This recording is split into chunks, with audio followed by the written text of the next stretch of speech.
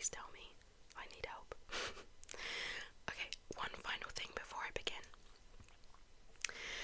In my last video, I got, I think, 2 comments saying that people liked the lighting. But then my friend, who is an ASMR connoisseur, as he self-proclaims, said that I needed more light, so I've put my phone by my lamp today. I'm sorry for any background noise.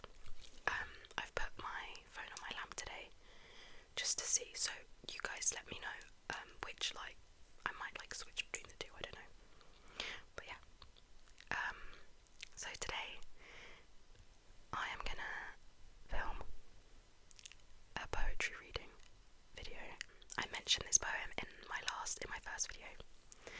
The Rime of the Ancient Mariner by Samuel Taylor Coleridge. Sorry, I just had to move things around. So today I'm going to be filming a poetry reading. I mentioned this poem in my first video, and it's The Rime of the Ancient Mariner. Now, I read this the other day, I got halfway through, and then my phone went out of storage, so let's hope, fingers crossed, that does not happen today.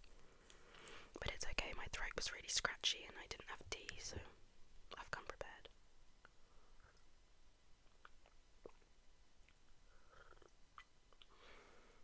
I'm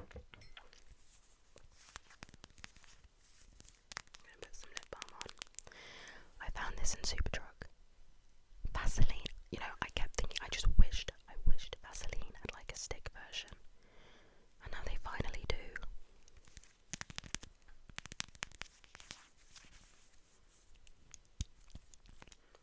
It's just so useful.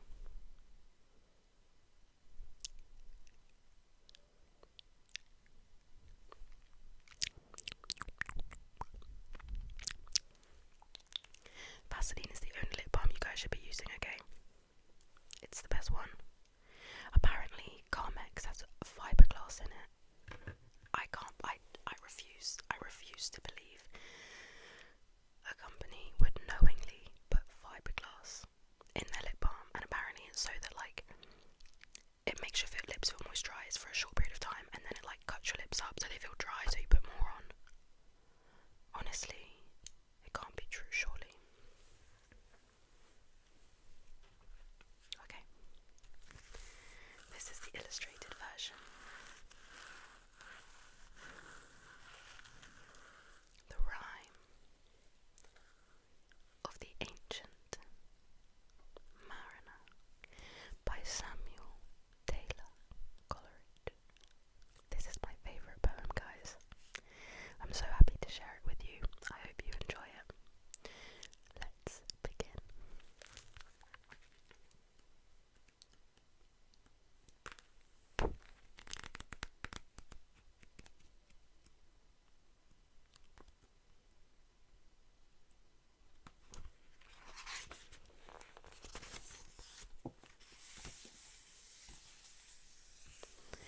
Part the first.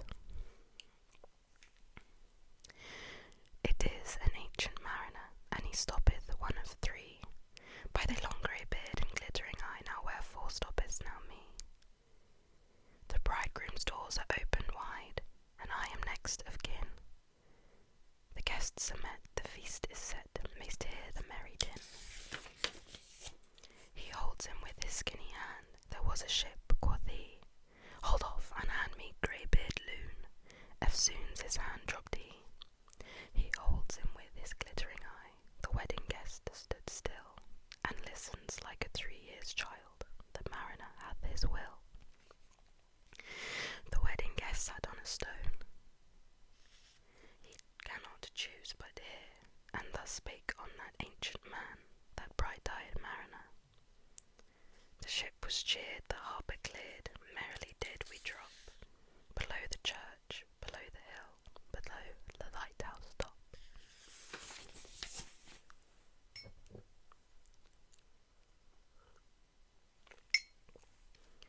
The sun came up upon the left, out of the sea came he, and he shone bright, and on the right went down into the sea. Higher and higher every day, till over the mast at noon, the wedding guest he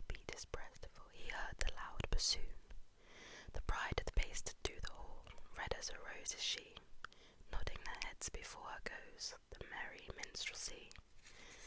The wedding guest he beat his breast, yet he cannot choose but hear, and thus spake on that ancient man, the bright-eyed mariner. And now the storm blast came, and he was tyrannous and strong.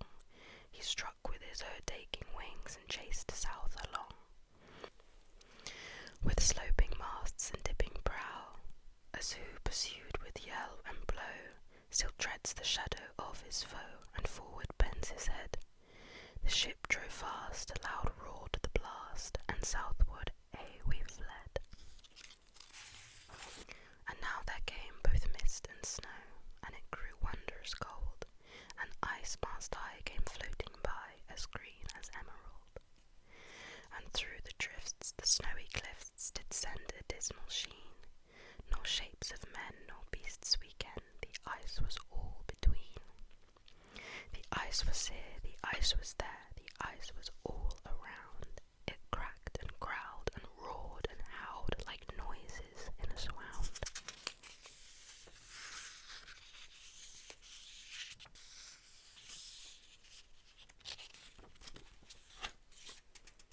At length did cross an albatross, through the fog it came, as if it had been a Christian soul, we hailed it in God's name.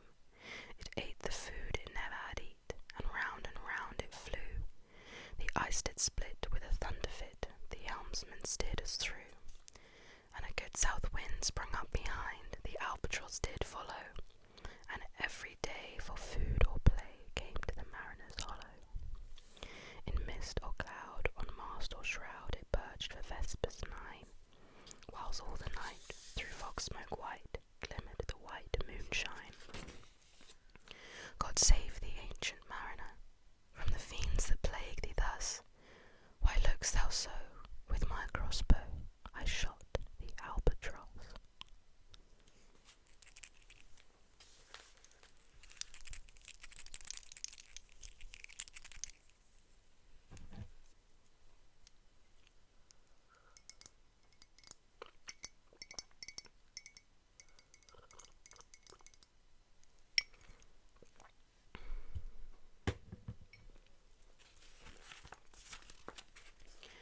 Part the second.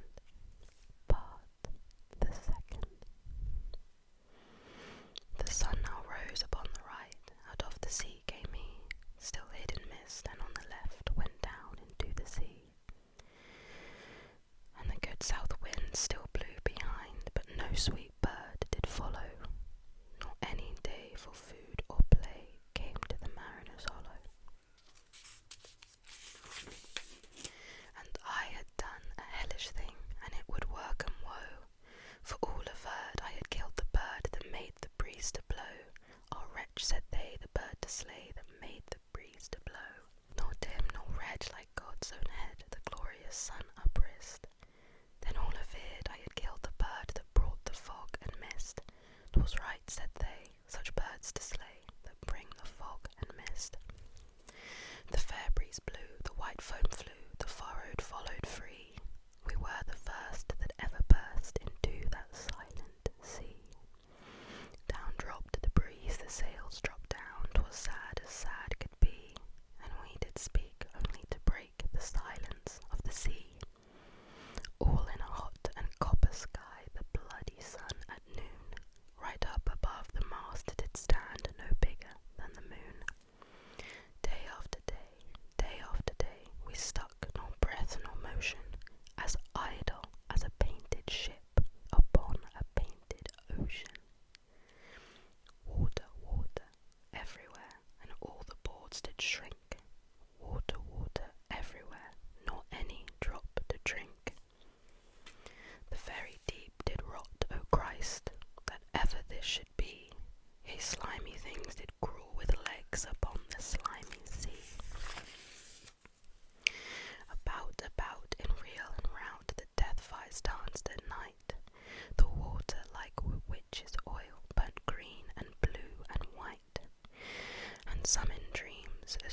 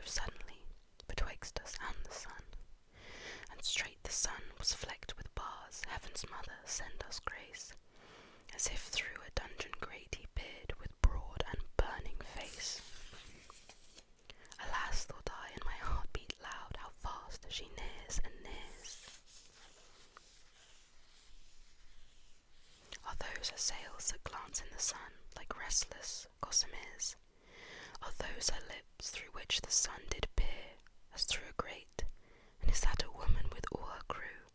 Is that a death, and are there two? Is death that woman's mate? Her lips were red, her looks were free, her locks were yellow as gold, her skin was white as leprosy, the nightmare life in death was she, who thick man's blood with cold.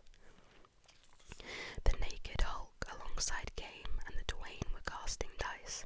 The game is done, I've won, quoth she, and whistles thrice. The sun's rim dips, the stars rush out, at one stride comes the dark, with far-heard whisper o'er the sea, off shot the spectre bark.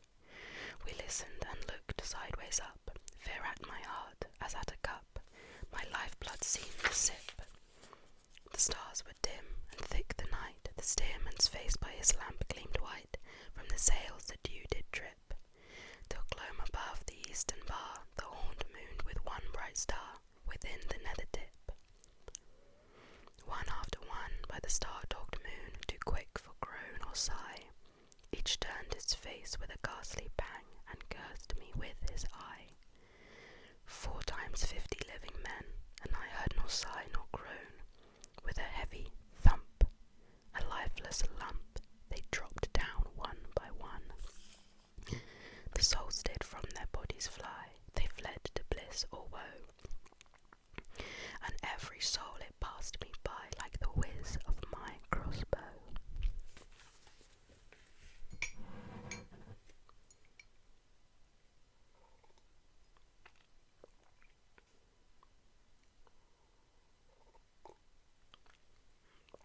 Okay. This is part the fourth. Part the fourth. Part the fourth. Part the fourth. I fear thee, ancient mariner, I fear thy skinny hand, and thou art long and lank and brown, as is the ribbed sea sand. I fear thee and thy glittering eye, and thy skinny hand so brown. Fear not, thou wedding guest, this body dropped not drown. Alone, alone, all alone, alone on a wide, wide sea, and never a saint took pity on my soul in agony. The many men so beautiful, and they all dead did lie, and 1,000,000 slimy things lived on, and so did I. I looked upon the rotting sea, and drew my eyes away. I looked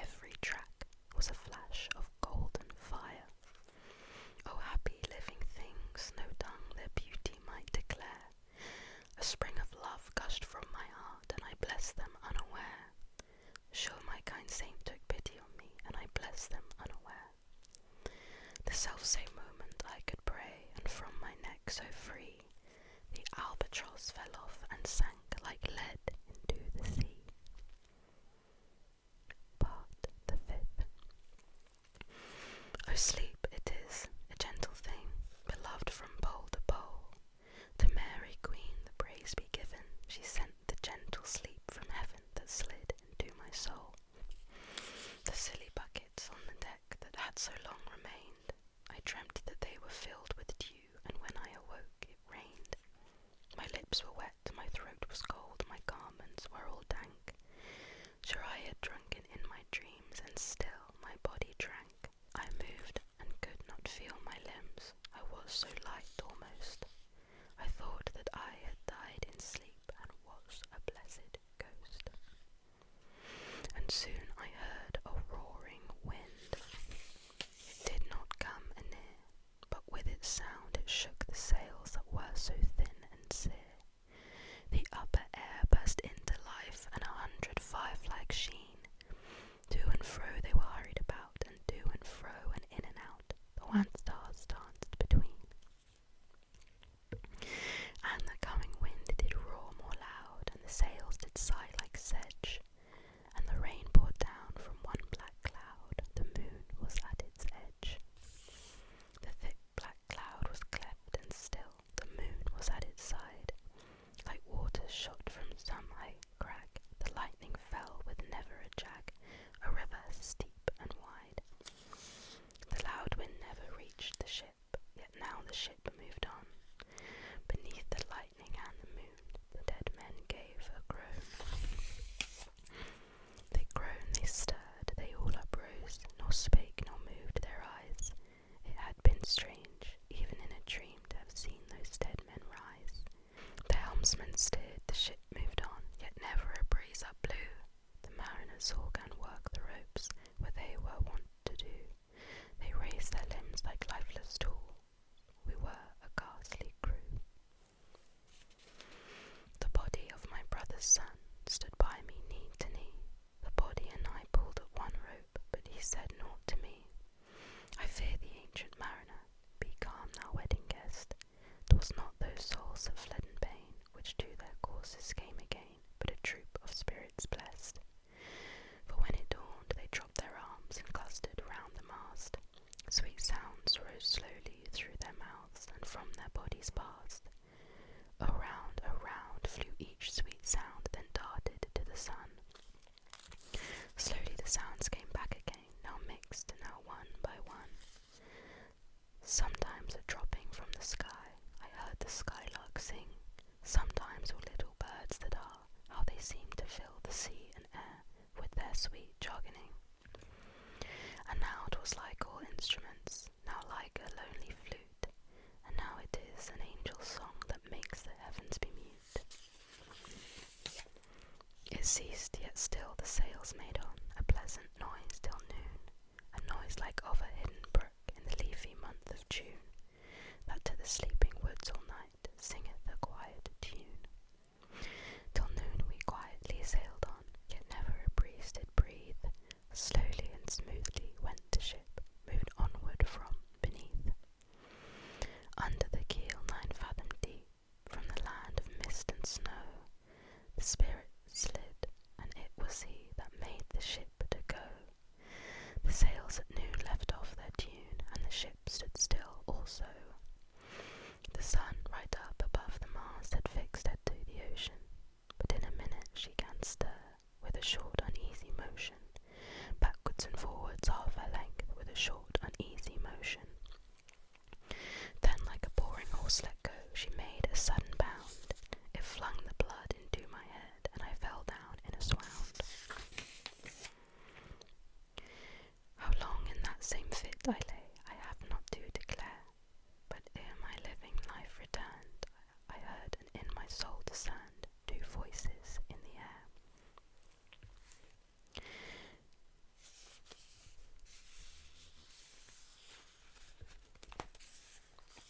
2 voices in the air. Is it he, quoth one, is this the man by him who died on cross? With his cruel bow he laid full low the harmless albatross. The spirit who biddeth by himself in the land of mist and snow, he loved the bird that loved the man who shot him with his crossbow.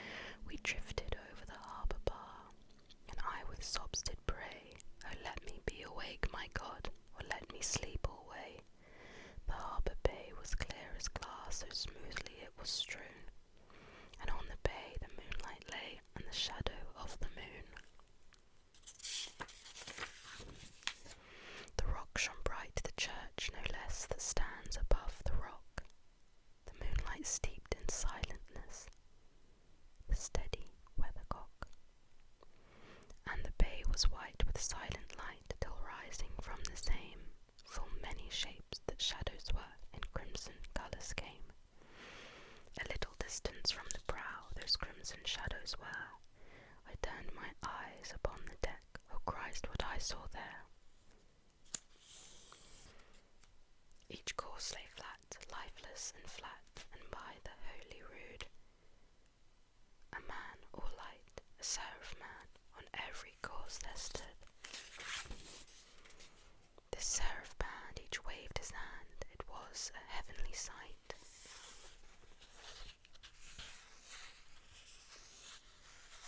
A heavenly sight, they stood as signals to the land, each one a lovely light. The seraph band each waved his hand, no voice did they impart, no voice but oh the silence sank like music on my heart. But soon I heard the dash of oars, I heard the pilot's cheer, my head was turned perforce away, and I saw a boat appear. The pilot and the pilot's boy, I heard them coming fast, dear Lord in heaven, it was a joy the dead men could not blast. I saw a third, I saw his voice, it is the hermit good. He singeth aloud his godly hymns that he makes in the wood. He'll shrieve my soul, he'll wash away the albatross's blood. Part the seventh. Part the seventh. This hermit good lives in that wood which slopes down to the sea. How loudly his sweet voice he rears, he loves to talk with mariners that come from a far country. He kneels at morn and noon and eve, he hath a cushion plump. It is the moss that wholly hides the rotted old oak stump. The skiff boat neared, I heard them talk, why this is strange I trow. Where are those lights so many and far, that signal made but now? Strange by my faith, the hermit said, and they answered not our cheer. The planks look warped, and see those sails, how thin they are and sere. I never saw aught like to them, unless perchance it were brown skeletons of leaves that lag my forest brook along, when the ivy dod is heavy with snow, and the owlet whoops to the wolf below that eats the she-wolf's young. Dear Lord, it hath a fiendish look, the pilot made reply. I am afeard, Bashon, said the hermit cheerily. The boat came closer to the ship, but I nor spake nor stirred. The boat came close beneath the ship, and straight a sound was heard.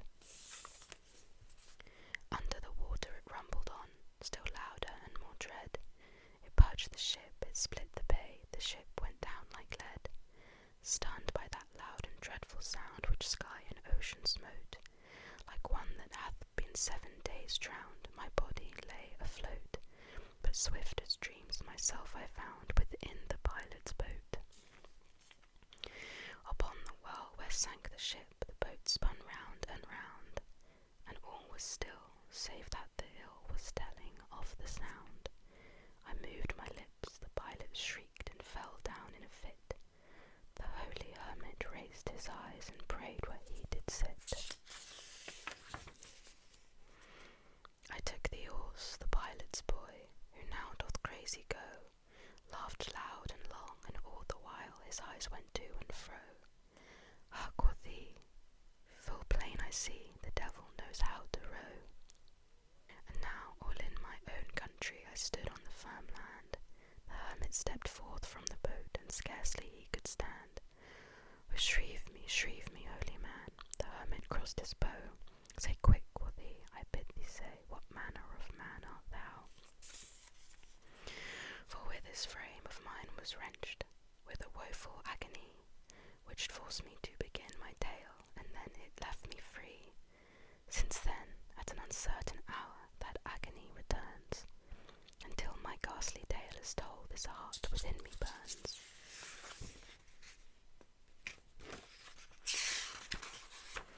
I pass like night from land to land, I have strange power of speech.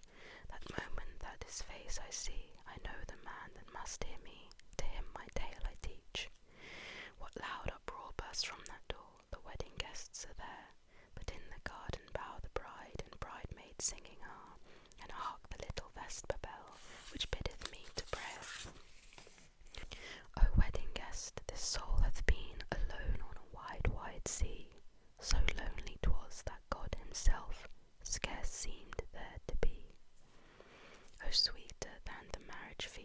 is sweeter far to me to walk together to the church with a goodly company, to walk together to the church and all together pray, while each to his great Father bends, old men and babes and loving friends and youths and maidens gay.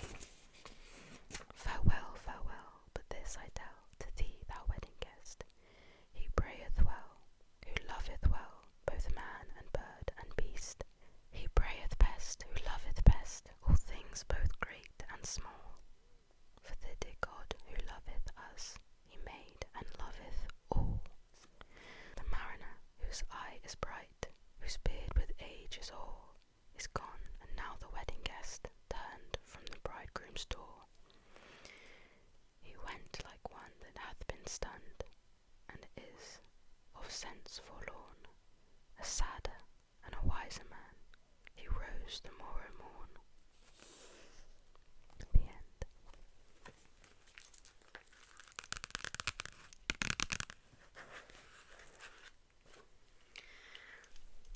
I love that poem.